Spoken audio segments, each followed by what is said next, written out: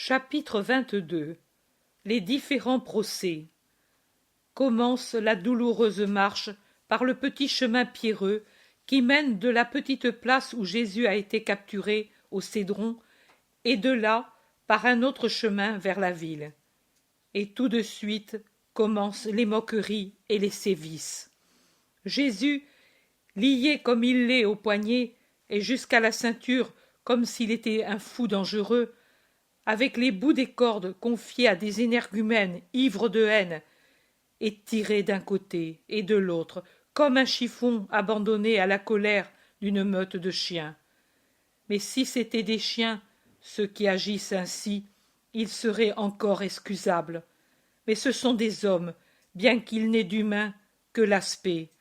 Et c'est pour causer plus de douleur qu'ils ont pensé à ce liage de deux cordes opposées, dont l'une sert seulement à emprisonner les poignets et les griffes et les scies par son frottement rugueux, et l'autre, celle de la ceinture, comprime les coudes contre le thorax et scie et comprime le haut de l'abdomen en torturant le foie et les reins, où on a fait un énorme nœud, et où de temps à autre celui qui tient les bouts des cordes donne des coups en s'en servant comme de fouet et en disant « allez, trotte, baudet !» Et il y ajoute aussi des coups de pied appliqués derrière les genoux du torturé, qui chancelle et ne tombe pas seulement parce que les cordes le tiennent debout. Mais cela n'évite pas, pourtant, que, tiré à droite par celui qui s'occupe des mains et à gauche par celui qui tient la corde de la ceinture, Jésus aille heurter les murets et les troncs et tombe brutalement contre la rampe du petit pont à cause d'un coup plus cruel reçu au moment où il va franchir le petit pont sur le Cédron. La bouche contusionnée saigne. Jésus lève les mains liées pour essuyer le sang qui souille la barbe, et il ne parle pas. C'est vraiment l'agneau qui ne mord pas celui qui le torture. Des gens, pendant ce temps, sont descendus prendre des pierres et des cailloux sur la grève, et d'en bas commence une grêle de pierres sur une cible accessible. En effet, la marche s'est ralentie sur le petit pont étroit et peu sûr sur lequel les gens s'entassent en se gênant les uns les autres, et les pierres frappent Jésus à la tête, aux épaules, et pas Jésus seul, mais aussi ceux qui l'escortent, qui réagissent en lançant des bâtons et en jetant les pierres elles-mêmes. Et tout sert pour frapper de nouveau Jésus à la tête et au cou. Mais le pont se dégage, et maintenant la ruelle étroite jette son ombre sur la mêlée, car la lune qui commence de descendre n'atteint pas ce sentier contourné, et qu'au cours de la cohue, beaucoup de torches se sont éteintes. Mais la haine tient lieu de lumière pour voir le pauvre martyr dont la haute taille facilite aussi la torture. Il est le plus grand de tous. Il est donc facile de le frapper, de le prendre par les cheveux pour l'obliger à renverser violemment en arrière la tête sur laquelle on lance une poignée d'immondices qui doit forcément entrer dans la bouche et dans les yeux en lui donnant nausée et souffrance. On commence la traversée du faubourg d'Ophel, du faubourg où il a répandu tant de bienfaits et de caresses. La foule pousse des cris pour appeler les dormeurs sur les seuils. Si les femmes poussent des cris de douleur et fuient terrorisées en voyant ce qui arrive, les hommes qui pourtant ont eu de lui guérison, secours, paroles amicales, ou bien baissent la tête par indifférence, affectant du moins insouciance, ou bien passent de la curiosité à la rancœur, au ricanement, au geste de menace, et même suivent le cortège pour torturer. Satan est déjà au travail. Un homme, un mari, qui veut le suivre pour l'offenser, est saisi par le bras par sa femme qui lui crie « Lâche, si tu es vivant, c'est grâce à lui, homme dégoûtant plein de pourriture. Souviens-t'en.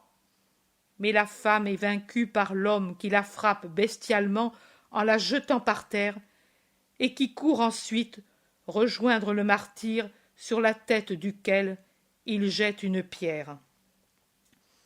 Une autre femme âgée cherche à barrer le chemin à son fils qui accourt avec un visage de hyène et avec un bâton pour frapper lui aussi, et elle lui crie « Assassin de ton sauveur, tu ne le seras pas tant que je vivrai !» Mais la malheureuse, frappée par son fils d'un coup de pied brutal à l'aine, s'abat en criant « Déicide et matricide ! Pour le sein que tu déchires une seconde fois, et pour le Messie que tu frappes, que tu sois maudit !» La violence s'accroît de plus en plus à mesure qu'on approche de la ville. Avant d'arriver au mur, et déjà les portes sont ouvertes, et les soldats romains, l'arme aux pieds, observent d'où vient le tumulte et comment il se développe, prêts à intervenir si le prestige de Rome en est atteint. Jean s'y trouve avec Pierre. Je crois qu'ils sont arrivés là par un raccourci qu'ils ont pris en franchissant le Cédron en amont du pont et en précédant rapidement la foule qui va lentement, gênant elle-même sa marche. Ils sont dans la pénombre d'une entrée, près d'une petite place qui précède les murs.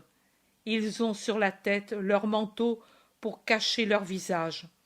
Mais quand Jésus arrive, Jean laisse tomber son manteau et découvre son visage pâle et bouleversé au clair de lune qui éclaire encore avant de disparaître derrière la colline qui se trouve au-delà des murs, et que j'entends appeler Tophet par les sbires qui ont capturé Jésus.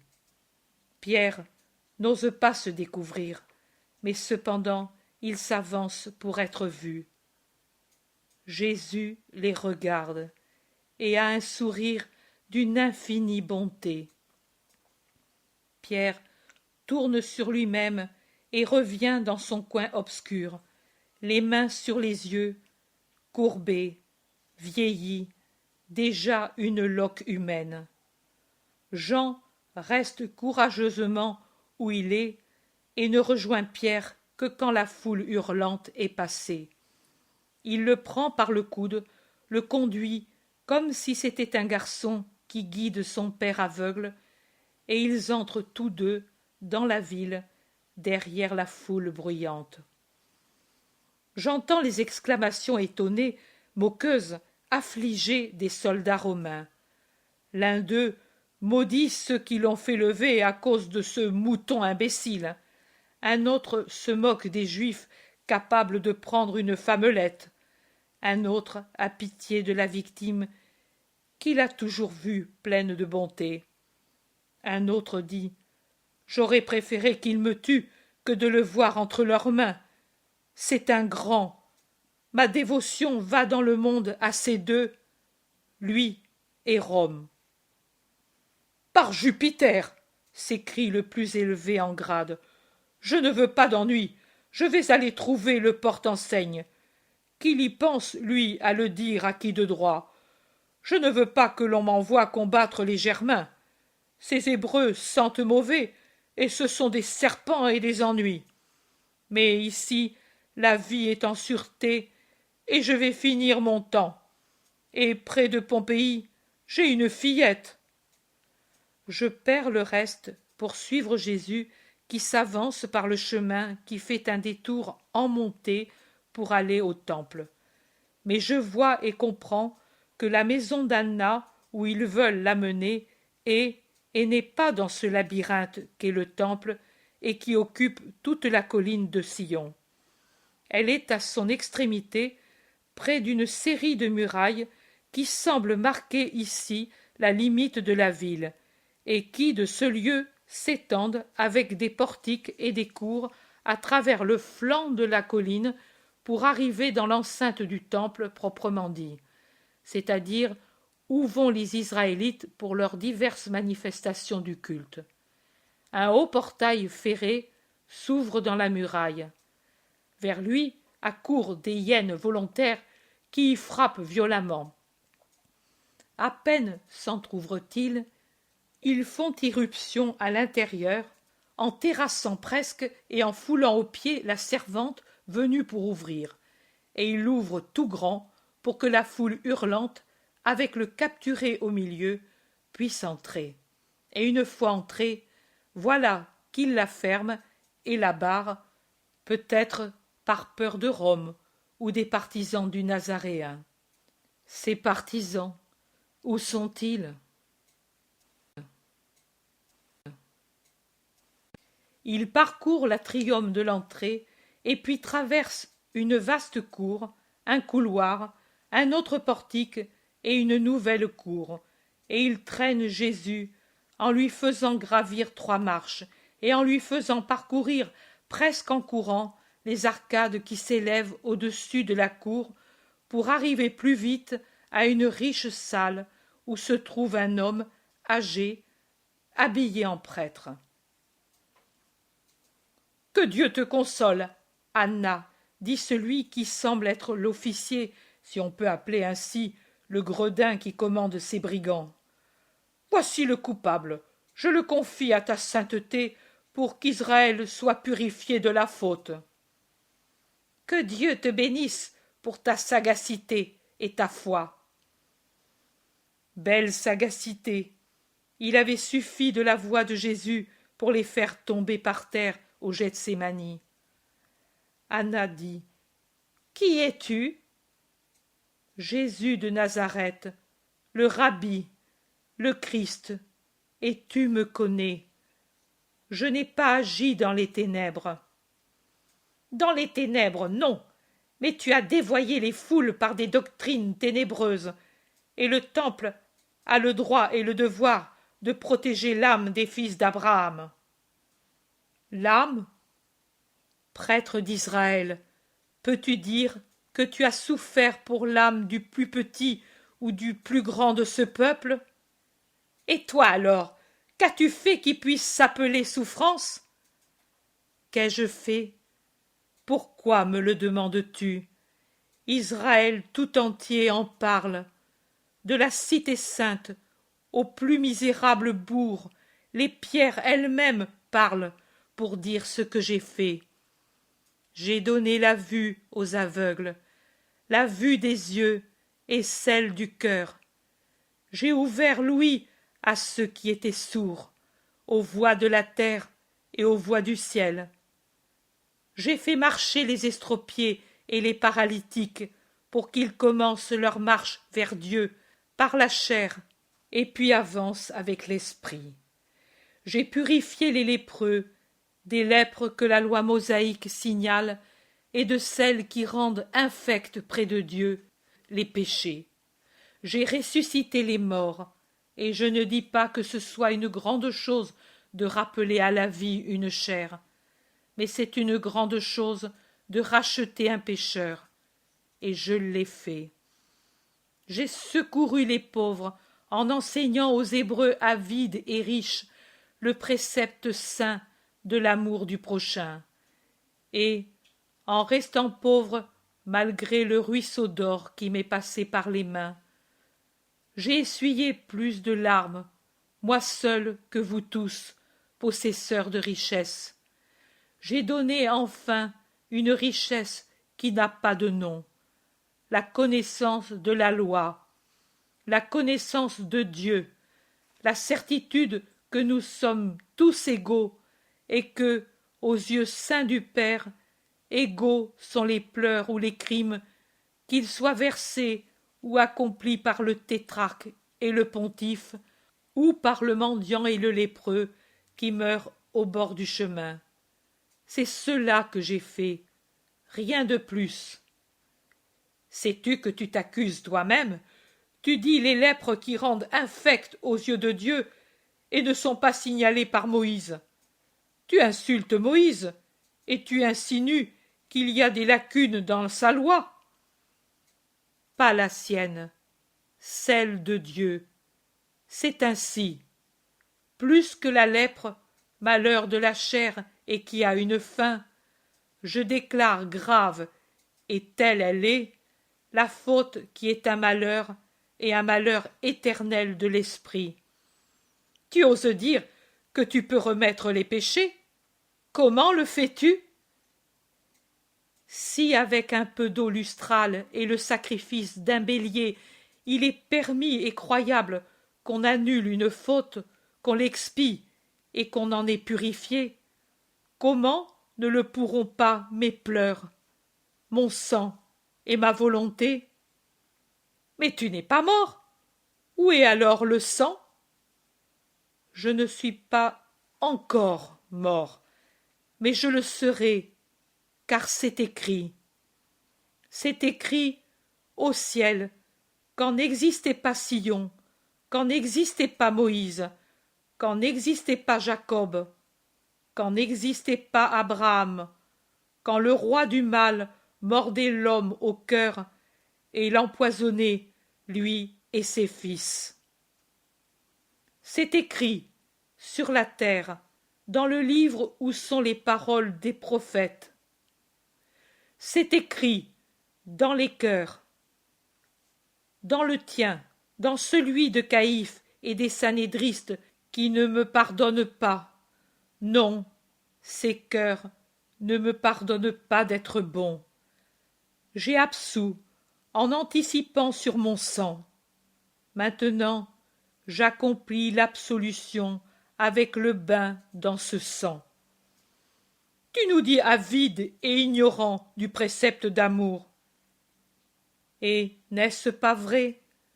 Pourquoi me tuez-vous? Pourquoi avez-vous peur que je vous détrône?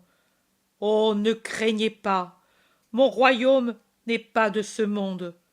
Je vous laisse maître de tout pouvoir. L'Éternel sait quand il faut dire le suffit qui vous fera tomber foudroyé. Comme Doras, hein? Il est mort de colère, non par la foudre du ciel. Dieu l'attendait de l'autre côté pour le foudroyer. Et tu le répètes à moi, son parent? Tu oses?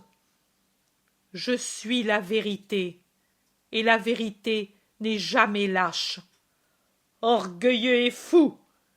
Non, sincère, tu m'accuses de vous offenser. Mais est-ce que par hasard vous ne haïssez pas, vous tous? Vous vous haïssez l'un l'autre. Maintenant, c'est la haine pour moi qui vous unit. Mais demain, quand vous m'aurez tué, la haine reviendra parmi vous et plus féroce, et vous vivrez avec cette hyène dans le dos et ce serpent dans le cœur. J'ai enseigné l'amour, par pitié pour le monde. J'ai enseigné à ne pas être avide, à avoir pitié. De quoi m'accuses-tu? D'avoir apporté une doctrine nouvelle. Ô prêtre, Israël pullule de doctrines nouvelles. Les Esséniens ont la leur, les Sadochites la leur, les pharisiens la leur. Chacun a sa doctrine secrète qui, pour l'un, s'appelle plaisir, pour l'autre, or, pour un autre, puissance. Chacun a son idole.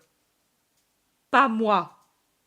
J'ai repris la loi piétinée de mon père, du Dieu éternel, et je suis revenu dire simplement les 10 propositions du décalogue.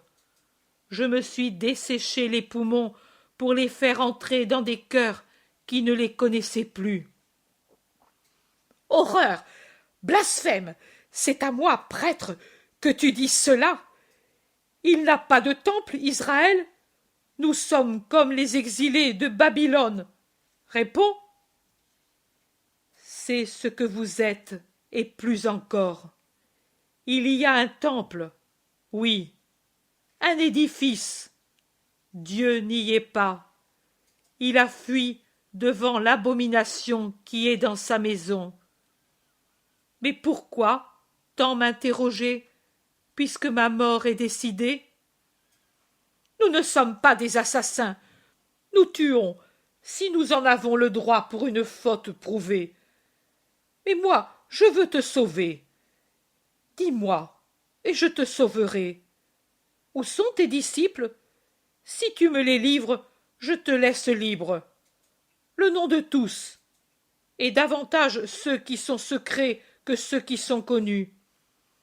Dis, Nicodème est à toi, et aussi Joseph, et Éléazar, et Gamaliel, mais pour celui-ci je le sais. Inutile. Parle, parle, tu le sais, je puis te tuer et te sauver. Je suis puissant. Tu es fange. Je laisse à la fange le métier d'espion. Je suis lumière. Un sbire lui lâche un coup de poing.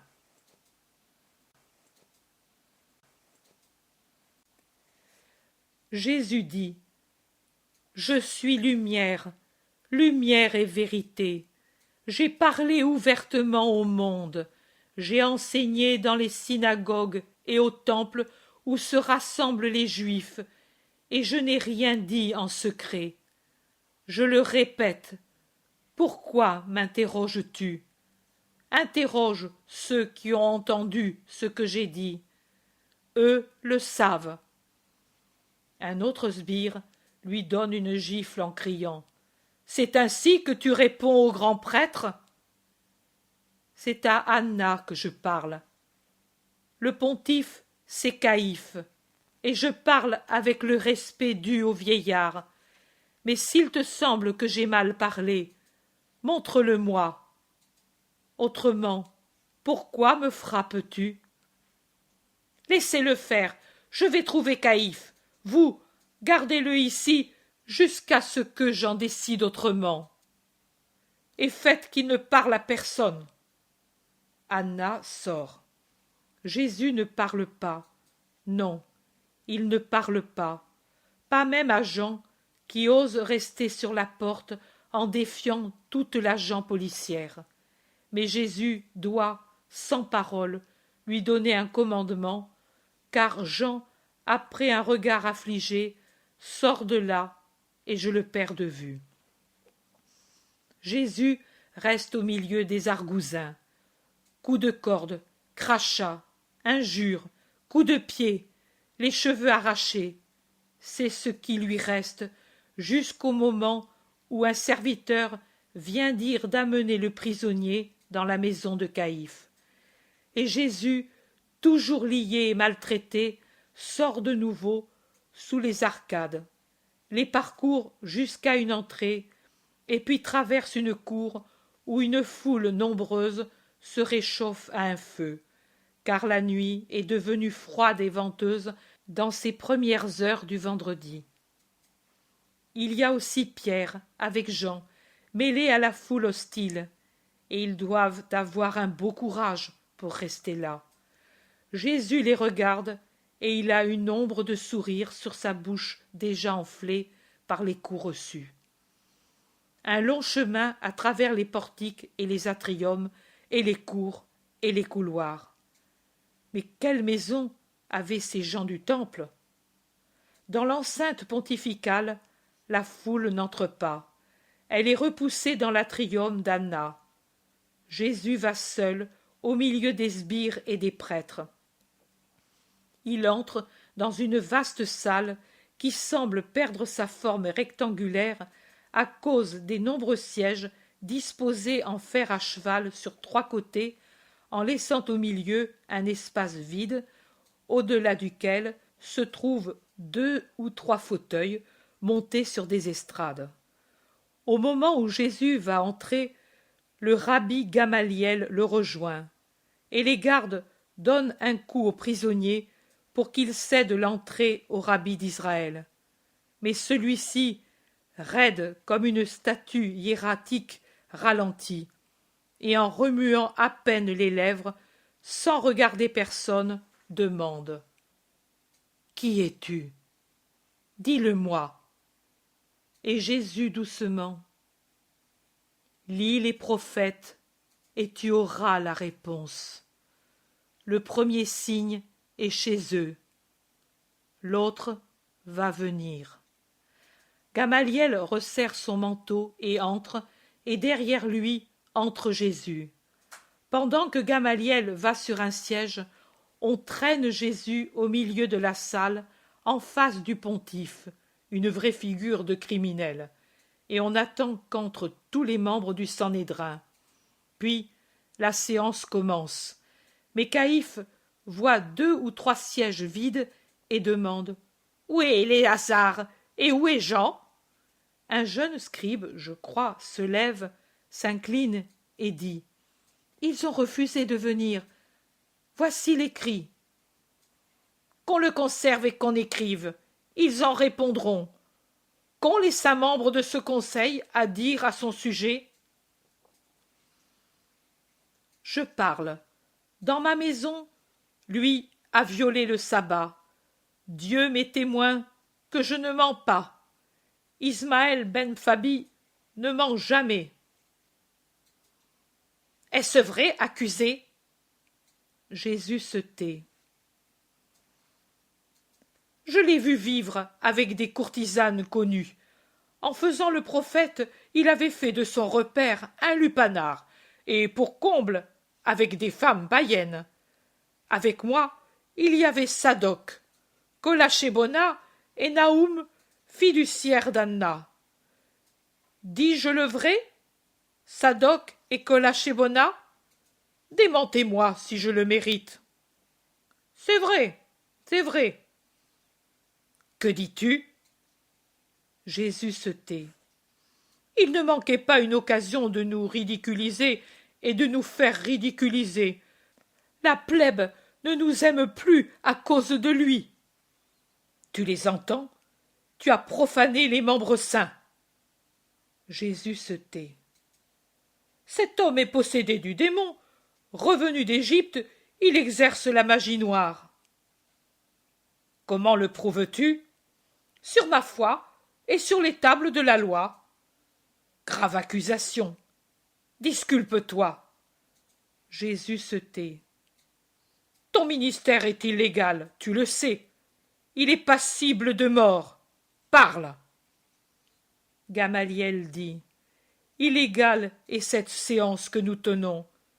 Lève-toi, Siméon, et partons. Mais Rabbi, tu deviens fou. Je respecte les règles. Il n'est pas permis de procéder comme nous procédons, et j'en ferai une accusation publique. Et le rabbi Gamaliel sort raide comme une statue, suivi d'un homme d'environ 35 ans qui lui ressemble. Il y a un peu de tumulte dont profitent Nicodème et Joseph pour parler en faveur du martyr. Nicodème dit « Gamaliel a raison, illicite est l'heure et l'endroit, et les accusations manquent de consistance. Quelqu'un peut-il l'accuser d'avoir méprisé notoirement la loi?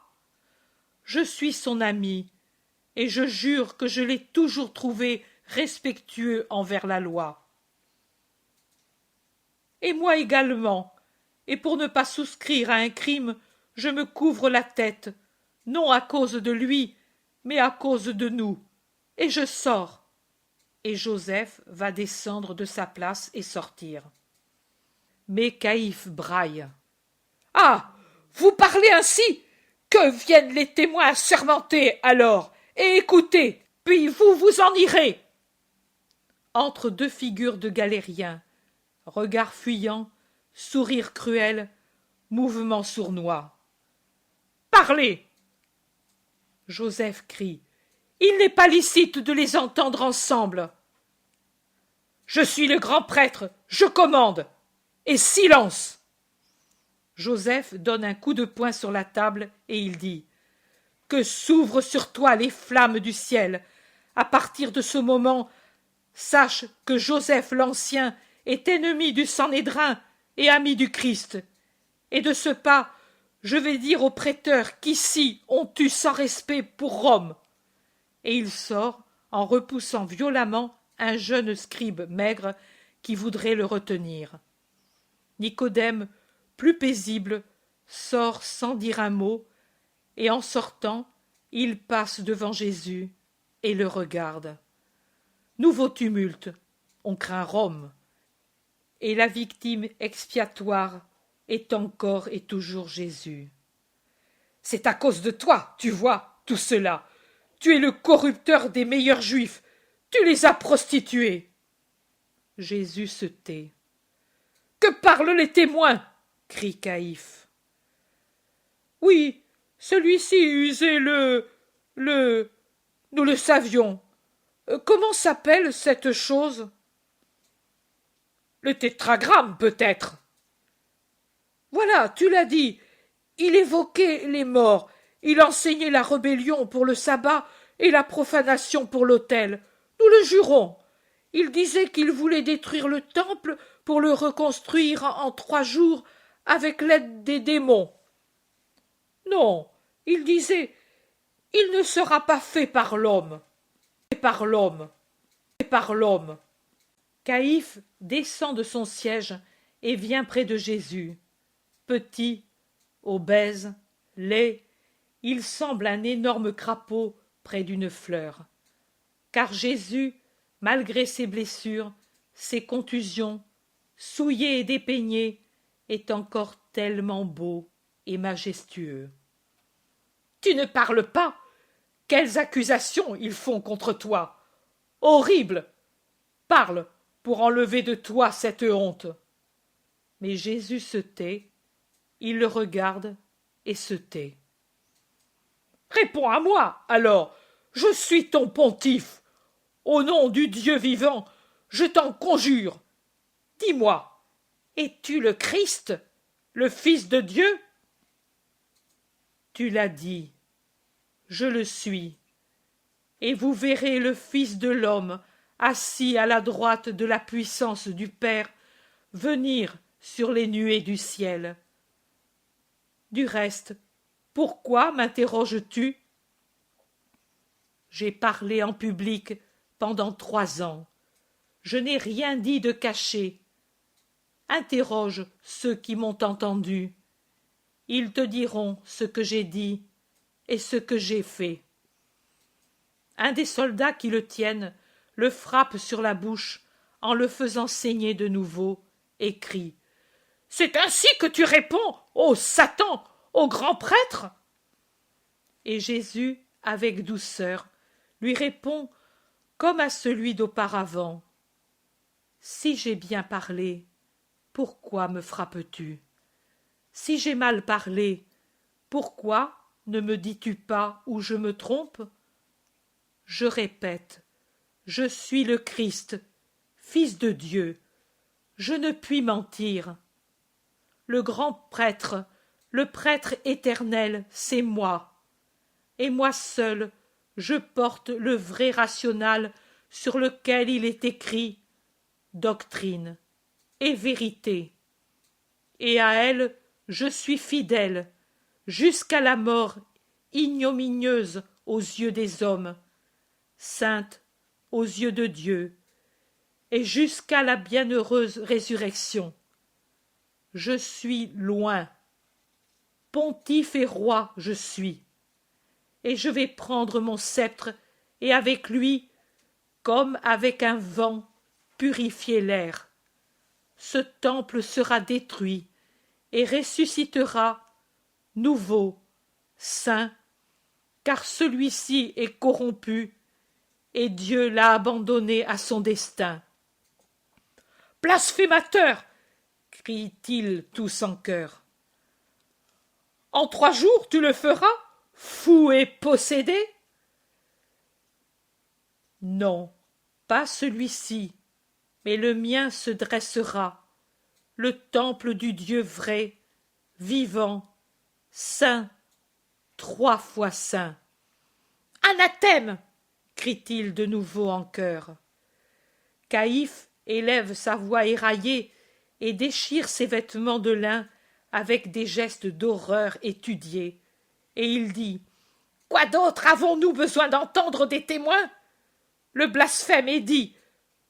Que faisons-nous donc? » Et tous en chœur « Il est passible de la mort !» Et avec des gestes indignés et scandalisés, ils sortent de la salle laissant Jésus à la merci des sbires et de la populace, des faux témoins. Il le gifle, lui donne des coups de poing, le couvre de crachats, lui bande les yeux avec un chiffon, et puis, en lui tirant violemment les cheveux, il l'envoie çà et là, les mains liées de façon qu'il heurte les tables, les chaises et les murs, et pendant ce temps lui demande « Qui t'a frappé? Devine !» Plusieurs fois, en lui faisant des crocs en jambes, ils le font tomber par terre et rit vulgairement en voyant comment, les mains liées, il peine pour se relever. Les heures passent ainsi, et les bourreaux fatigués songent à prendre un peu de repos. Ils mènent Jésus dans un débarras en lui faisant traverser de nombreuses cours au milieu des moqueries de la plèbe déjà nombreuse dans l'enceinte des maisons pontificales. Jésus arrive dans la cour où se trouve Pierre, près de son feu, et il le regarde. Mais Pierre fuit son regard. Jean n'est plus là, je ne le vois pas. Je pense qu'il est parti avec Nicodème. L'aube avance avec sa couleur vert pâle. Un ordre est donné. Ramener le prisonnier dans la salle du conseil pour un procès plus légal. C'est le moment où Pierre nie pour la 3e fois de connaître le Christ quand celui-ci passe déjà marqué par ses souffrances. Et dans la lumière verte de l'aube, les contusions semblent encore plus atroces sur le visage terreux, les yeux plus profonds et vitreux, un Jésus assombri par la douleur du monde. Un coq jette dans l'air à peine remué de l'aube son cri railleur, sarcastique, gamin. Et c'est à ce moment de grand silence qui s'est fait à l'apparition du Christ qu'on entend la voix âpre de Pierre qui dit « Je le jure, femme, je ne le connais pas !» Affirmation tranchante, sûre, à laquelle, comme un rire moqueur, répond de suite le chant gamin du petit coq. Pierre sursaute, il tourne sur lui-même pour fuir, et se trouve en face de Jésus, qui le regarde avec une infinie pitié, avec une douleur si profonde et si intense qu'elle me brise le cœur, comme si, après cela, je devais voir se dissoudre, et pour toujours, mon Jésus. Pierre fait entendre un sanglot, et il sort en titubant, comme s'il était ivre. Il s'enfuit derrière 2 serviteurs qui sortent dans la rue, et se perd dans la route encore à moitié obscure. Jésus est ramené dans la salle, et il lui répète en chœur la question captieuse. « Au nom du Dieu vrai, dis-nous, es-tu le Christ ?» Et ayant eu la réponse d'avant, il le condamne à mort et donne l'ordre de le conduire à Pilate. Jésus, escorté par tous ses ennemis, sauf Annas et Caïphe, sort en repassant par ces cours du temple où tant de fois il avait parlé et répandu des bienfaits et guéri. Il franchit l'enceinte crénelée, entre dans les rues de la ville et, plutôt traîné que conduit, descend vers la ville qui rosit dans une première annonce de l'aurore. Je crois qu'avec l'unique but de le tourmenter plus longuement, ils lui font faire un long tour vicieux dans Jérusalem, en passant exprès par les marchés, devant les écuries et les auberges remplies de gens à cause de la Pâque. Et aussi bien les déchets des légumes des marchés que les excréments des animaux des écuries deviennent des projectiles pour l'innocent, dont le visage apparaît avec de plus en plus de bleu et de petites lacérations sanglantes, et voilé par les ordures variées qui se sont répandues sur lui. Les cheveux déjà alourdis et légèrement plaqués par la sueur sanguinolente et devenus plus opaques, pendent maintenant dépeignés, mêlés de paille et d'immondices, tombent sur les yeux parce qu'ils les ébouriffent pour lui voiler le visage. Les gens des marchés, acheteurs et vendeurs, laissent tout en plan pour suivre, et non par amour, le malheureux. Les garçons d'écurie et les serviteurs des auberges sortent en masse, sourds aux appels et aux ordres de leur maîtresse. Celles-ci, pour dire la vérité, comme presque toutes les autres femmes, sont, sinon toutes opposées aux offenses, du moins indifférentes au tumulte, et se retirent en grommelant parce qu'on les laisse seules avec tant de clients à servir. La troupe hurlante grossit de minute en minute. Il semble que, par une épidémie inattendue, les âmes et les physionomies changent de nature. Les premières deviennent des âmes de criminels et les secondes des masques féroces dans des visages bleus de rage ou rouges de colère. Les mains deviennent des griffes et les bouches prennent la forme et le hurlement des loups. Les yeux deviennent torves comme ceux des fous. Seul Jésus est toujours lui-même, bien que maintenant voilé par les immondices répandus sur son corps et altéré par les bleus et les œdèmes. À un archivolte qui resserre le chemin comme un anneau, alors que tout s'engorge et ralentit, un cri fend l'air. Jésus! C'est Élie, le berger, qui cherche à se faire un passage en faisant tournoyer une lourde matraque. Vieux, puissant, menaçant et fort, il réussit à rejoindre presque le maître. Mais la foule, déroutée par l'assaut imprévu, serre ses rangs et sépare, repousse, maîtrise cet homme qui est seul contre tout un peuple. Maître! Crie-t-il, pendant que le tourbillon de la foule l'absorbe et le repousse. Va, la mer, je te bénis. Le cortège dépasse l'endroit étroit. Comme une eau qui retrouve le large après une écluse, il se déverse en tumulte dans une vaste avenue élevée au-dessus d'une dépression entre deux collines, au bout desquelles sont de splendides palais de gens riches. Je recommence à voir le temple en haut de sa colline, et je comprends que le tour inutile qu'on a fait faire aux condamnés, pour en faire un objet de moquerie pour toute la ville et permettre à tout le monde de l'insulter en augmentant à chaque pas ceux qui l'insultent, ce tour inutile va se fermer en revenant au point de départ. D'un palais sort au galop un cavalier. Le caparaçon pourpre sur la blancheur du cheval arabe et la majesté de son aspect, l'épée brandie nue et manœuvrée d'estoc et de taille sur les échines et sur les têtes qui saignent, le font paraître un archange. Quand, en caracolant, il fait légèrement cabrer son cheval, en faisant des sabots une arme de défense pour la monture et son maître.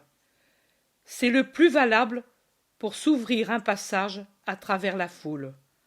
Ce mouvement fait tomber de la tête le voile pourpre et or qui la couvrait, tenu serré par une bande d'or. Et je reconnais Manahan. « Arrière !» crie-t-il. « Comment vous permettez-vous de troubler le repos du tétrarque ?» Mais ce n'est qu'une feinte pour justifier son intervention et sa tentative d'arriver à Jésus.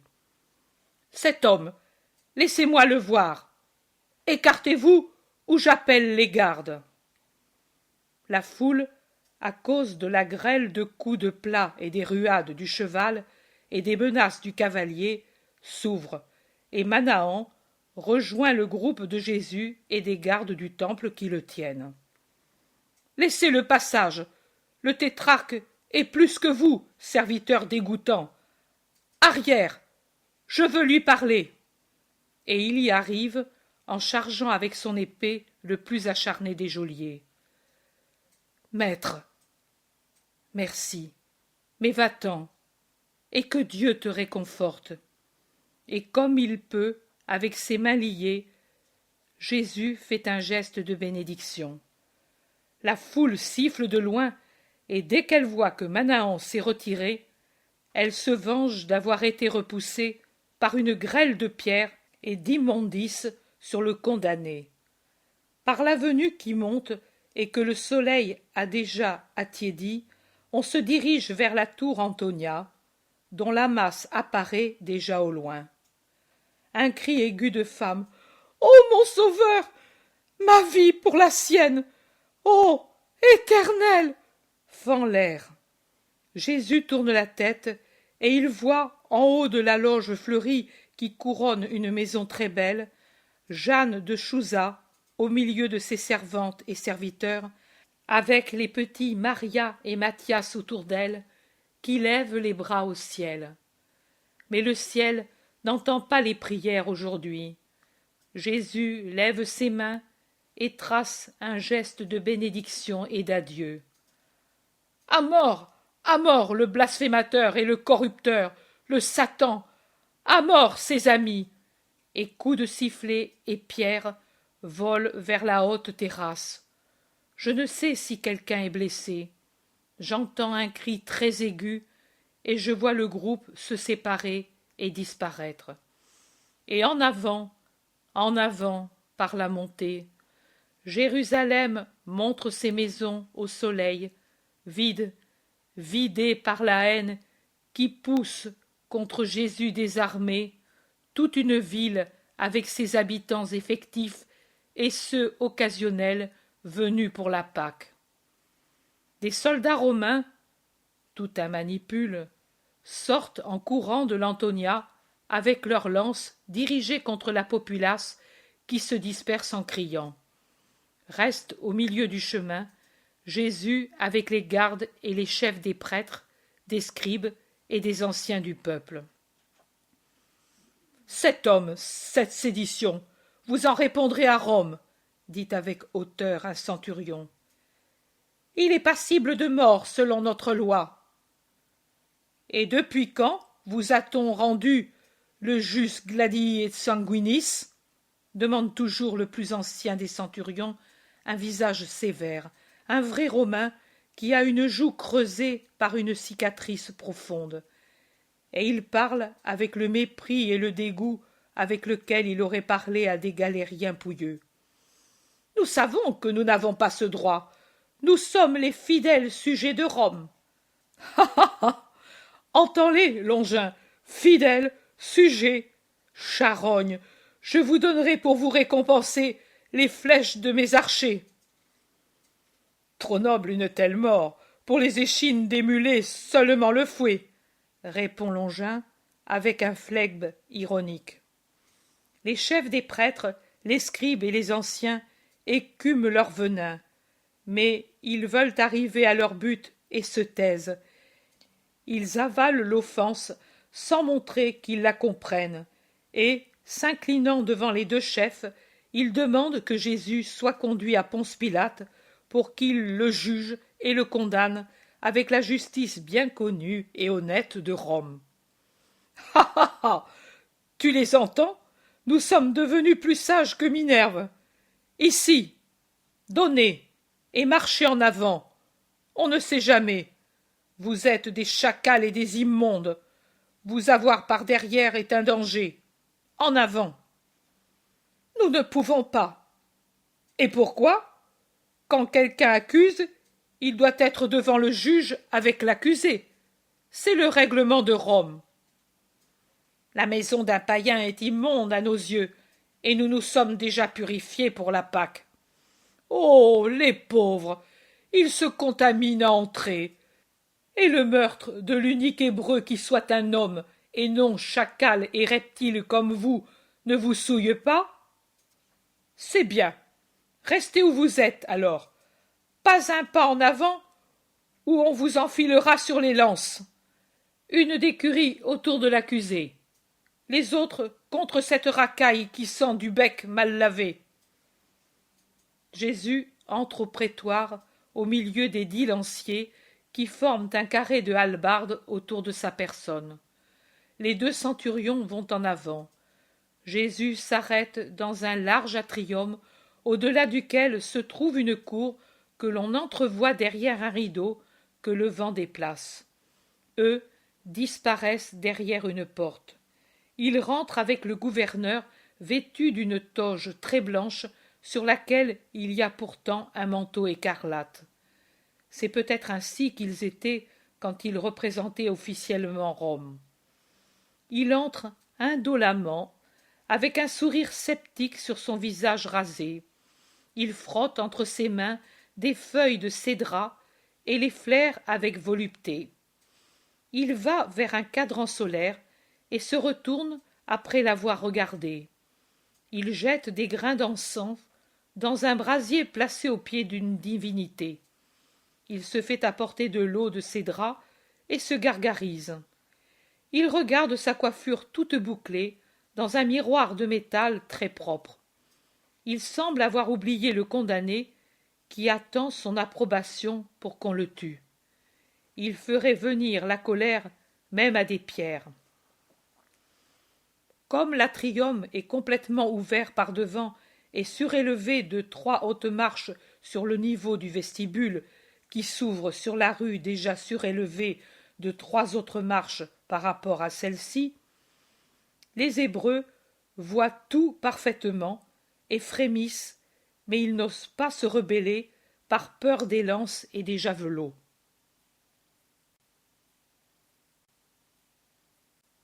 Finalement, après avoir marché en long et en large dans la vaste pièce, Pilate va directement en face de Jésus, le regarde et demande aux 2 centurions: « Celui-ci » ? Celui-ci. « Que viennent ces accusateurs ?» Et il va s'asseoir sur un siège placé sur une estrade. Sur sa tête, les insignes de Rome s'entrecroisent avec leurs aigles dorés et leurs sigles puissants. Ils ne peuvent pas venir, ils se contaminent. Cela vaut mieux. Nous épargnerons des fleuves d'essence pour enlever l'odeur de bouc à l'endroit. Faites-les approcher au moins. Ici, dessous, et faites attention qu'ils n'entrent pas, puisqu'ils ne veulent pas le faire. Cet homme peut être un prétexte pour une sédition. Un soldat s'en va porter l'ordre du procurateur romain.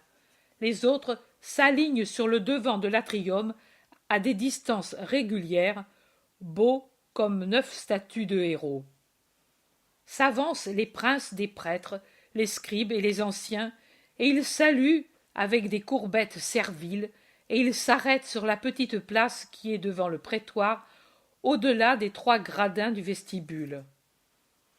Parlez, et soyez brefs. Déjà vous êtes en faute pour avoir troublé la nuit et obtenu par la force l'ouverture des portes. Mais je contrôlerai. Et mandants et mandataires répondront de la désobéissance au décret. Pilate est allé vers eux, tout en restant dans le vestibule. Nous venons soumettre à Rome, dont tu représentes le divin empereur, notre jugement sur celui-ci. Quelle accusation portez-vous contre lui? Il me semble inoffensif. Si ce n'était pas un malfaiteur, nous ne te l'aurions pas amené. Et dans leur désir violent d'accuser, ils s'avancent. Repoussez cette plèbe, 6 pas au-delà des gradins de la place. Les 2 centuries, aux armes. Les soldats obéissent rapidement en s'alignant 100 sur le gradin extérieur le plus haut, avec le dos tourné au vestibule, et 100 sur la petite place sur laquelle s'ouvre le portail d'entrée à la demeure de Pilate. J'ai dit portail d'entrée.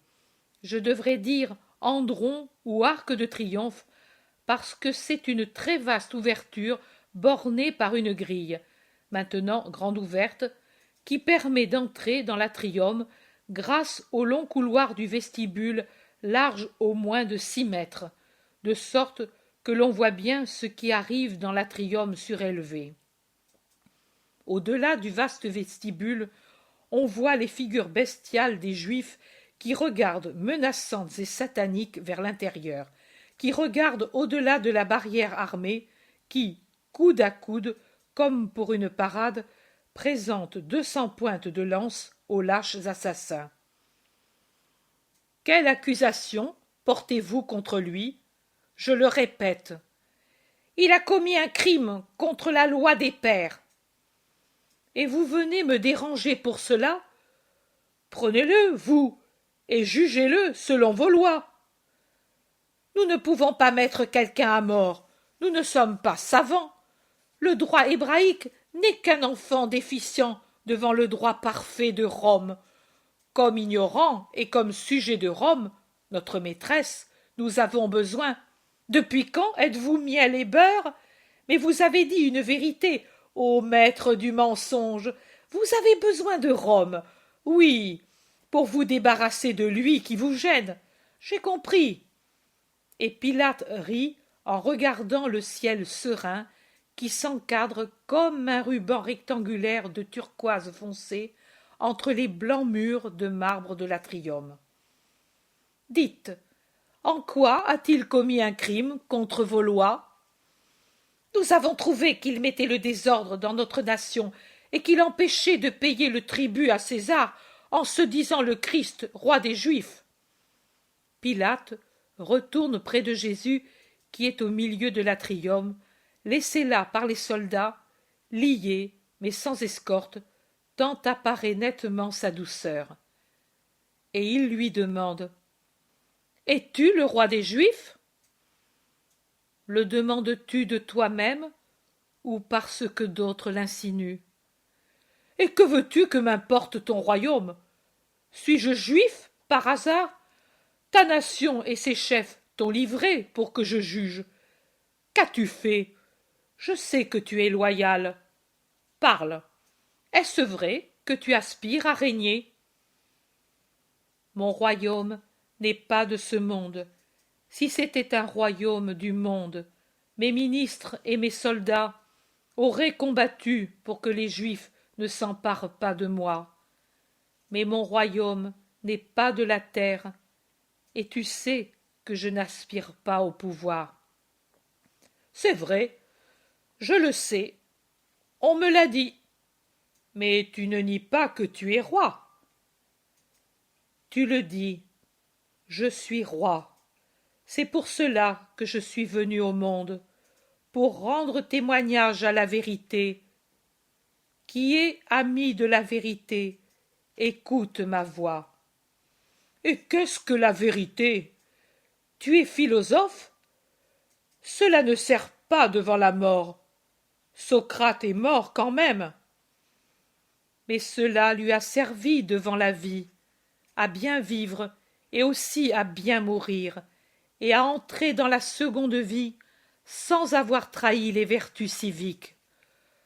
Par Jupiter! Pilate le regarde un moment avec admiration, puis il reprend son sarcasme sceptique. Il fait un geste d'ennui, lui tourne le dos et revient vers les Juifs. Je ne trouve en lui aucune faute. La foule se déchaîne, prise par la panique de perdre sa proie et le spectacle du supplice. Elle crie « C'est un rebelle, un blasphémateur. Il encourage le libertinage. Il pousse à la rébellion. Il refuse le respect à César. Il veut se faire passer pour prophète. Il fait de la magie. C'est un Satan. Il soulève le peuple avec ses doctrines en les enseignant dans toute la Judée à laquelle il est venu de la Galilée en enseignant. À mort! À mort! Il est galiléen? Tu es galiléen? Pilate revient vers Jésus. Tu les entends comme ils t'accusent? Disculpe-toi. Mais Jésus se tait. Pilate réfléchit. Et il décide. Une centurie, et qu'on le conduise à Hérode. Qu'il le juge, c'est son sujet. Je reconnais le droit du tétrarque, et je souscris à l'avance à son verdict. Qu'on le lui dise. Allez.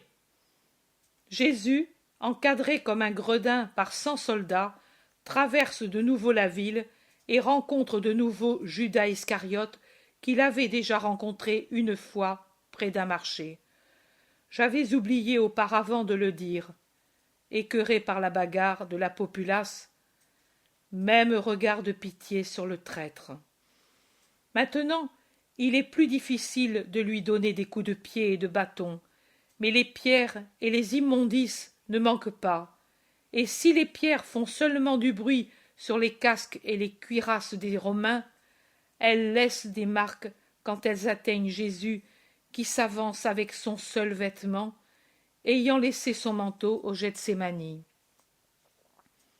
En entrant dans le fastueux palais d'Hérode, il voit Chouza, qui ne peut le regarder et qui fuit pour ne pas le voir dans cet état, en se couvrant la tête de son manteau. Le voilà dans la salle, devant Hérode, et derrière lui, voilà les scribes et les pharisiens qui ici se sentent à leur aise, qui entrent en qualité de faux accusateurs. Seul le centurion, avec 4 soldats, l'escorte devant le tétrarque. Celui-ci descend de son siège et tourne autour de Jésus en écoutant les accusations de ses ennemis. Il sourit et raille, puis il feint une pitié et un respect qui ne troublent pas le martyr, comme ne l'ont pas troublé les railleries.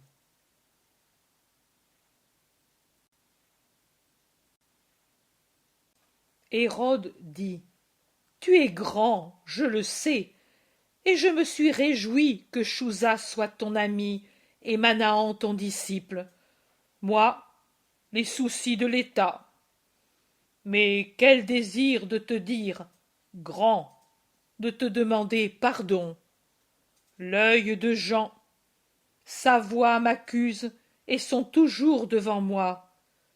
Tu es le saint qui efface les péchés du monde. Absous-moi, ô Christ. Jésus se tait. J'ai entendu qu'il t'accuse de t'être dressé contre Rome, mais n'es-tu pas la verge promise pour frapper Assur? Jésus se tait.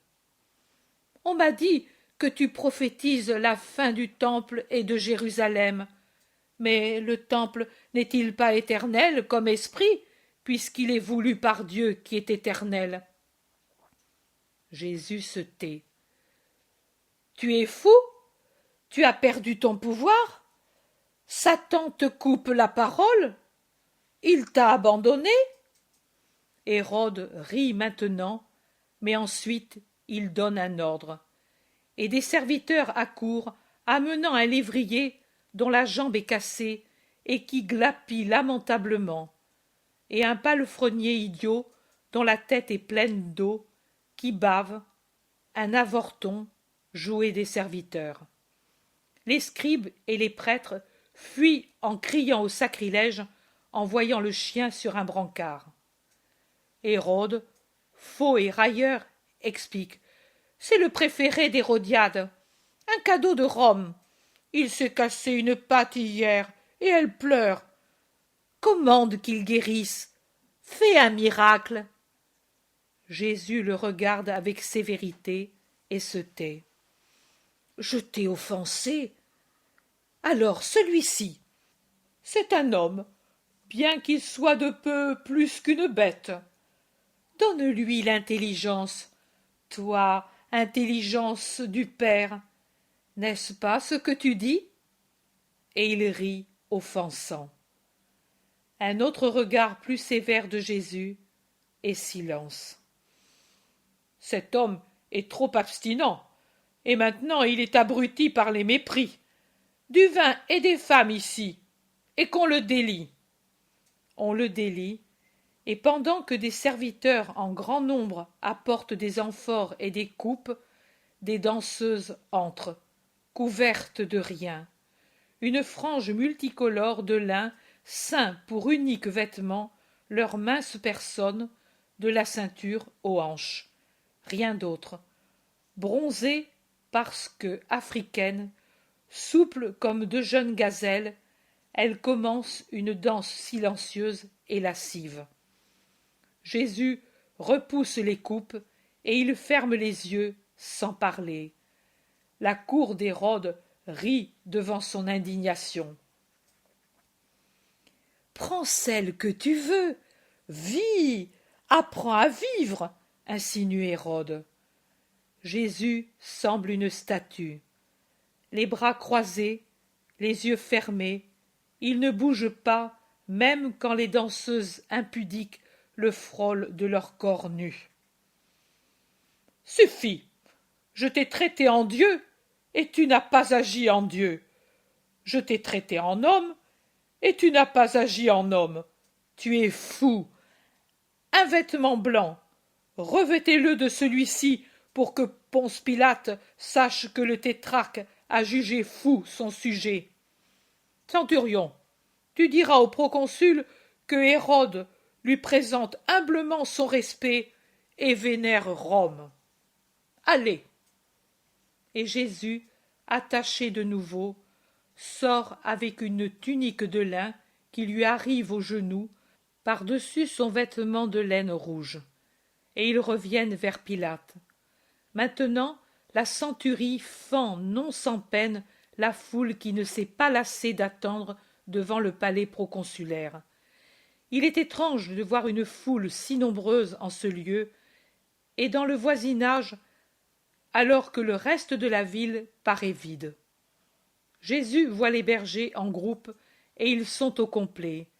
Isaac, Jonatas, Lévi, Joseph, Élie, Matthias, Jean, Siméon, Benjamin et Daniel, avec un petit groupe de Galiléens où je reconnais Alphée et Joseph d'Alphée, avec deux autres que je ne connais pas, mais que je dirais juifs à cause de leur coiffure. Et plus loin, qui s'est glissé à l'intérieur du vestibule à demi caché derrière une colonne, avec un Romain que je dirais un serviteur, il voit Jean.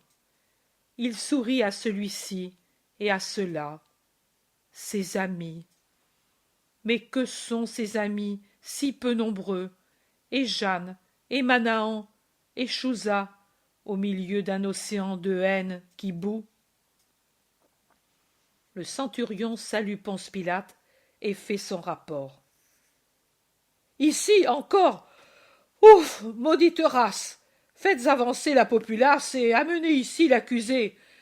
Quel ennui! Il va vers la foule en s'arrêtant toujours au milieu du vestibule. Hébreux, écoutez. Vous m'avez amené cet homme comme fauteur de troubles. Devant vous, je l'ai examiné, et je n'ai trouvé en lui aucun des crimes dont vous l'accusez.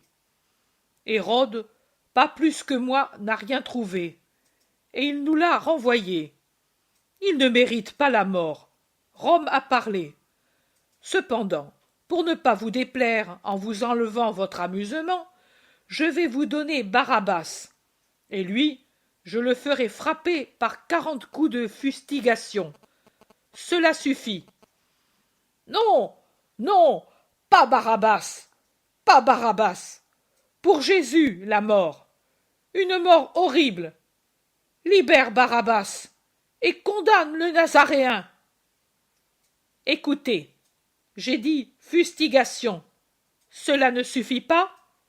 Je vais le faire flageller alors. C'est atroce, savez-vous. On peut en mourir. Qu'a-t-il fait de mal? Je ne trouve aucune faute en lui, et je le délivrerai. Crucifie-le! Crucifie-le! À mort! Tu protèges les criminels? Païen! Satan, toi aussi! La foule s'avance par-dessous, et le premier rang de soldats se déforme dans le heurt, car ils ne peuvent se servir de leurs lances. Mais le second rang, descendant d'un gradin, fait tourner les lances et dégage ses compagnons. Qu'il soit flagellé, commande Pilate à un centurion. Combien de coups? Autant qu'il te semble. Le tout est d'en finir. Et je suis ennuyé. Va. Jésus est emmené par 4 soldats dans la cour au-delà de l'atrium. Dans cette cour, toute pavée de marbre de couleur, il y a au milieu une haute colonne semblable à celle du portique.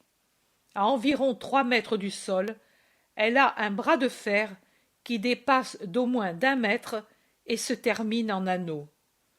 On y attache Jésus avec les mains jointes au-dessus de la tête après l'avoir fait déshabiller. Il ne garde qu'un petit caleçon de lin et ses sandales. Les mains, attachées aux poignets, sont élevées jusqu'à l'anneau, de façon que lui, malgré sa haute taille, n'appuie au sol que la pointe des pieds. Et cette position doit être aussi une torture. J'ai lu, je ne sais où, que la colonne était basse et que Jésus se tenait courbé. Possible. Moi, je dis ce que je vois. Derrière lui se place une figure de bourreau au net profil hébraïque. Devant lui, une autre figure pareille. Ils sont armés d'un fouet fait de 7 lanières de cuir attachées à un manche et qui se termine par un martelet de plomb. Rythmiquement, comme pour un exercice, ils se mettent à frapper. L'un devant, l'autre derrière, de manière que le tronc de Jésus se trouve pris dans un tourbillon de coups de fouet. Les 4 soldats auxquels il a été remis, indifférents, se sont mis à jouer aux dés avec 3 autres soldats qui se sont joints à eux. Et les voix des joueurs suivent la cadence des fouets qui sifflent comme des serpents et puis résonnent comme des pierres jetées sur la peau tendue d'un tambour. Ils frappent le pauvre corps si mince et d'un blanc de vieil ivoire, et qui se zèbre d'abord d'un rose de plus en plus vif, puis violet, puis il se couvre de traces d'indigo gonflées de sang qui se rompent en laissant couler du sang de tous côtés. Il frappe en particulier le thorax et l'abdomen, mais il ne manque pas de coups donnés aux jambes et aux bras, et même à la tête, pour qu'il n'y eût pas un lambeau de la peau qui ne souffrit pas, souffrit pas, souffrit pas. Et pas une plainte. S'il n'était pas soutenu par les cordes, il tomberait, mais il ne tombe pas et ne gémit pas. Seulement, après une grêle de coups qu'il a reçus, sa tête pend sur sa poitrine comme s'il s'évanouissait. « Ohé, arrête-toi, il doit être tué vivant !» crie et bougonne un soldat. Les 2 bourreaux s'arrêtent et essuient leur sueur. « Nous sommes épuisés, disent-ils. Donnez-nous la paye pour que l'on puisse boire pour se désaltérer. C'est la potence que je vous donnerai, mais prenez. Et le décurion jette une large pièce à chacun des 2 bourreaux. Vous avez travaillé comme il faut. Il ressemble à une mosaïque. Tito, tu dis que c'était vraiment lui, l'amour d'Alexandre? Alors, nous le lui ferons savoir pour qu'il en fasse le deuil. Délions-le un peu. Il le délie, et Jésus s'abat sur le sol comme s'il était mort. Il le laisse là, le heurtant de temps en temps de leurs pieds chaussés de calige pour voir s'il gémit. Mais lui se tait. Qu'il soit mort, c'est possible. Il est jeune, et c'est un artisan, m'a-t-on dit, et on dirait une dame délicate. Maintenant je m'en occupe, dit un soldat, et il l'assoit, le dos appuyé à la colonne. Où il était, il y a des caillots de sang. Puis il va à une fontaine qui coule sous le portique, remplit d'eau une cuvette et la renverse sur la tête et le corps de Jésus. Voilà, l'eau fait du bien aux fleurs. Jésus soupire profondément et il va se lever, mais il reste encore les yeux fermés. Oh bien, allons, mignon, ta dame t'attend. Mais Jésus appuie inutilement les mains au sol pour tenter de se redresser. Allons, vite, tu es faible. Voilà pour te redonner des forces, raille un autre soldat, et avec le manche de sa hallebarde il lui donne une volée de coups au visage, et il atteint Jésus entre la pommette droite et le nez qui se met à saigner. Jésus ouvre les yeux, les tourne, un regard voilé. Il fixe le soldat qui l'a frappé, s'essuie le sang avec la main, et ensuite se lève grâce à un grand effort. « Habille-toi, ce n'est pas décent de rester ainsi, impudique !» Et ils rient tous en cercle autour de lui.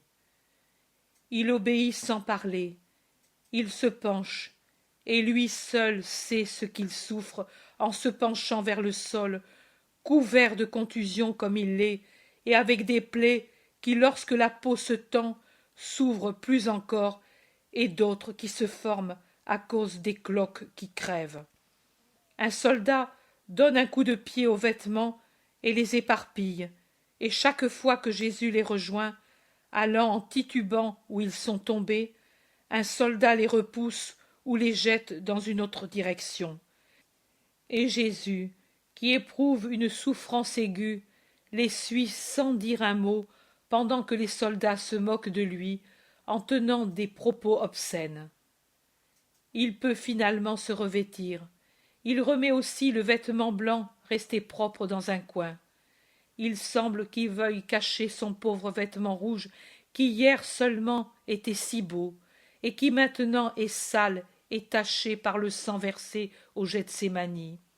Et même, avant de mettre sa tunicelle sur la peau, il essuie avec elle son visage mouillé et le nettoie ainsi de la poussière et des crachats.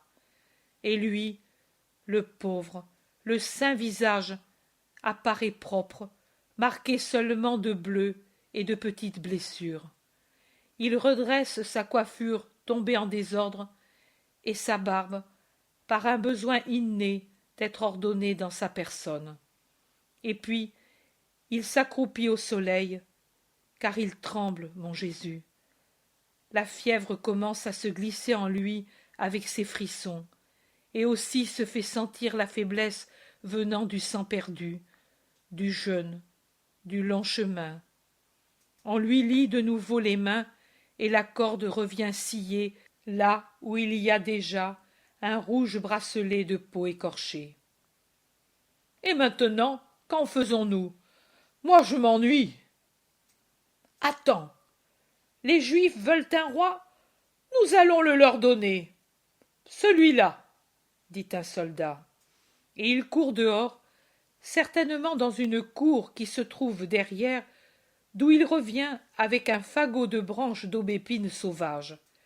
Elles sont encore flexibles, car le printemps garde les branches relativement souples, mais bien dures, avec leurs épines longues et pointues. Avec leurs dagues, ils enlèvent les feuilles et les fleurettes. Ils plient les branches en forme de cercle et les enfoncent sur la pauvre tête. Mais la couronne barbare lui retombe sur le cou. Elle ne tient pas, plus étroite. Enlève-la. Il l'enlève et griffe les joues en risquant de l'aveugler et arrache ses cheveux en le faisant. Il la resserre. Maintenant, elle est trop étroite, et bien qu'il l'enfonce en faisant pénétrer les épines dans la tête, elle menace de tomber. Il l'enlève de nouveau en lui arrachant d'autres cheveux. Il la modifie de nouveau. Maintenant, elle va bien. Par devant, un triple cordon épineux. En arrière, là où les extrémités des branches se croisent, c'est un vrai nœud d'épines qui entre dans la nuque. Vois-tu comme tu es bien, bronze naturel et vrai rubis. Regarde-toi, ô roi, dans ma cuirasse, bougonne celui qui a eu l'idée du supplice. La couronne ne suffit pas pour faire un roi, il faut la pourpre et le sceptre. Dans l'écurie, il y a un roseau, et aux ordures une chlamyde rouge. Prends-les, Cornélius. Et quand ils les ont, ils mettent le sale chiffon rouge sur les épaules de Jésus, avant de mettre dans ses mains le roseau. Ils lui en donnent des coups sur la tête, en s'inclinant et en saluant. « Salut, roi des Juifs !» Et ils se tordent de rire. Jésus les laisse faire. Il se laisse asseoir sur le trône, un bassin retourné, certainement employé pour abreuver les chevaux. Il se laisse frapper, railler, sans jamais parler. Il les regarde seulement, et c'est un regard d'une douceur et d'une souffrance si atroce que je ne puis le soutenir sans m'en sentir blessé au cœur. Les soldats n'arrêtent leur raillerie qu'en entendant la voix âpre d'un supérieur qui demande que l'on traduise devant Pilate le coupable. Coupable de quoi? Jésus est ramené dans l'atrium, maintenant couvert d'un précieux vélarium à cause du soleil. Il a encore la couronne et le roseau et la chlamyde. Avance, que je te montre au peuple. Jésus, bien que brisé, se redresse avec dignité. Oh, comme il est vraiment roi! Écoutez, Hébreux, l'homme est ici, je l'ai puni. Mais maintenant, laissez-le aller. Non, non, nous voulons le voir. Dehors, que l'on voie le blasphémateur. Conduisez-le dehors, et veillez à ce que l'on ne le prenne pas. Et pendant que Jésus sort dans le vestibule et se montre dans le carré des soldats, Ponce Pilate le montre de la main en disant « Voilà l'homme, votre roi. Cela ne suffit pas encore ?» Le soleil d'une journée accablante, qui maintenant descend presque à pic, car on est au milieu, entre tierce et sexte, allume et met en relief les regards et les visages. Sont-ils des hommes? Non, des hyènes enragées. Ils crient, montrent le poing, demandent la mort. Jésus est debout, et je vous assure que jamais il n'a eu la noblesse de maintenant, pas même quand il faisait les miracles les plus puissants. Noblesse de la souffrance, mais il est tellement divin qu'il suffirait à le marquer du nom de Dieu. Mais pour dire ce nom, il faut être au moins des hommes, et Jérusalem n'a pas d'hommes aujourd'hui. Elle n'a que des démons. Jésus tourne son regard vers la foule, cherche, trouve dans la mer des visages haineux. Les visages amis, combien? Moins de 20 amis parmi les milliers d'ennemis. Et il incline la tête, frappé par cet abandon. Une larme tombe, une autre, une autre. La vue de ces pleurs ne suscite pas la pitié, mais une haine encore plus forte. On le ramène dans l'atrium. Pilate dit « Donc, laissez-le aller, c'est justice. »« Non, à mort, crucifie-le. »« Je vous donne Barabbas. »« Non, le Christ. »« Et alors, chargez-vous-en, prenez sur vous de le crucifier, car moi, je ne trouve aucune faute en lui pour le faire. Il s'est dit le Fils de Dieu. Notre loi prescrit la mort pour celui qui se rend coupable d'un tel blasphème. » Pilate devient pensif. Il rentre, il s'assoit sur son petit trône, il met la main à son front, son coude sur son genou, et il scrute Jésus. « Approche-toi, dit-il. Jésus va au pied de l'estrade. Est-ce vrai? Réponds. Jésus se tait. D'où viens-tu? Qu'est-ce que Dieu? C'est le tout. Et puis, que veut dire le tout? Qu'est le tout pour celui qui meurt? Tu es fou. Dieu n'existe pas. Moi, j'existe. Jésus se tait. Il a laissé tomber la grande parole, et puis il recommence à s'envelopper de silence. Ponce, l'affranchie de Claudia Procula demande à entrer. Elle a un écrit pour toi. Dominé, les femmes aussi maintenant. Qu'elles viennent.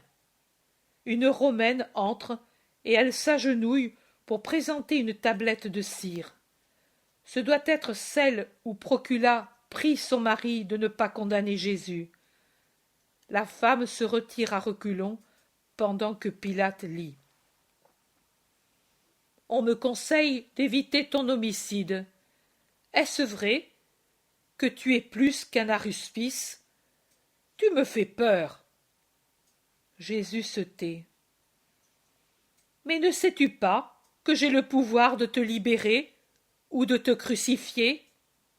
Tu n'aurais aucun pouvoir s'il ne t'avait été donné d'en haut. Aussi, celui qui m'a mis entre tes mains est plus coupable que toi. Qui est-ce? Ton Dieu? J'ai peur. Jésus se tait. Pilate est sur des charbons ardents. Il voudrait et ne voudrait pas. Il craint le châtiment de Dieu. Il craint celui de Rome. Il craint la vengeance des Juifs. Un moment, c'est la peur de Dieu qui l'emporte. Il va sur le devant de l'atrium et dit d'une voix tonnante: « Il n'est pas coupable. » « Si tu le dis, tu es ennemi de César. Celui qui se fait roi est son ennemi. Tu veux libérer le Nazaréen? Nous le ferons savoir à César. » Pilate est pris par la peur de l'homme. « Vous voulez sa mort, en somme. Soit, mais que le sang de ce juste ne soit pas sur mes mains. » Et s'étant fait apporter un bassin, il se lave les mains en présence du peuple qui paraît pris de frénésie et crie: « Sur nous son sang, qu'il retombe sur nous et sur nos enfants. Nous ne le craignons pas. À la croix! À la croix! » Ponce Pilate retourne sur son trône. Il appelle le centurion Longin et un esclave. Il se fait apporter par l'esclave une table sur laquelle il appuie une pancarte et y fait écrire: « Jésus, Nazaréen, roi des Juifs. » Et il la montre au peuple. « Non, pas ainsi, pas roi des Juifs, mais qu'il a dit qu'il serait roi des Juifs. » Ainsi crient plusieurs. « Ce que j'ai écrit, je l'ai écrit, » dit durement Pilate, et debout, il étend les mains, les paumes en avant et en bas, et ordonne: « Qu'il aille à la croix. » Soldat, va, prépare la croix. Et il descend sans même plus se retourner vers la foule agitée, ni vers le pâle condamné. Il sort de l'atrium. Jésus reste au milieu de l'atrium, sous la garde des soldats, attendant la croix. Soirée du 7 mars 1944. À qui puis-je dire ce que je souffre?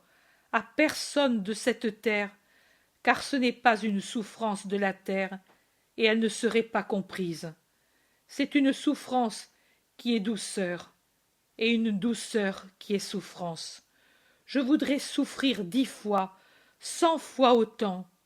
Pour rien au monde je voudrais ne plus souffrir cela.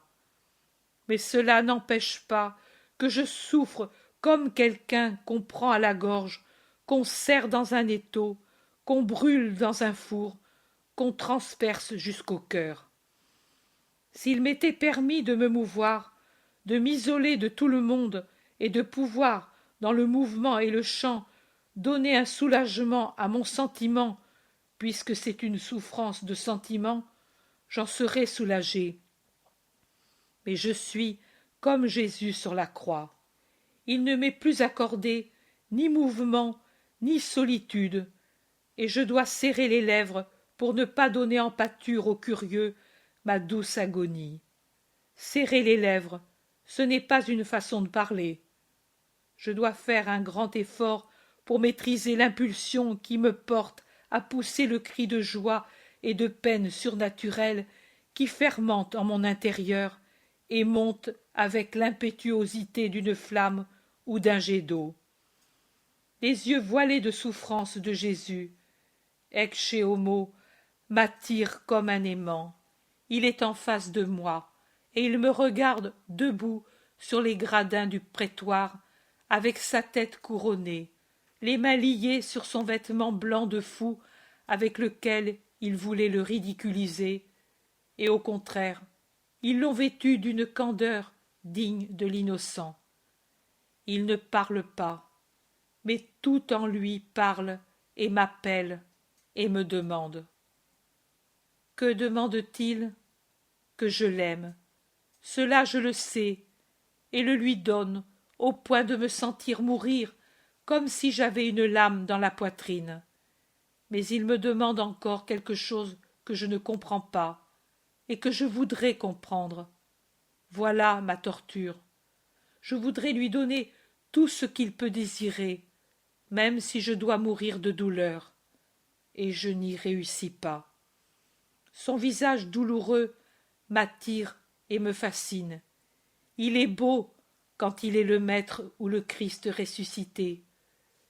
Mais cette vue me donne seulement de la joie, alors que cet autre me donne un amour profond, plus profond que ne peut l'être l'amour d'une mère pour son enfant souffrant.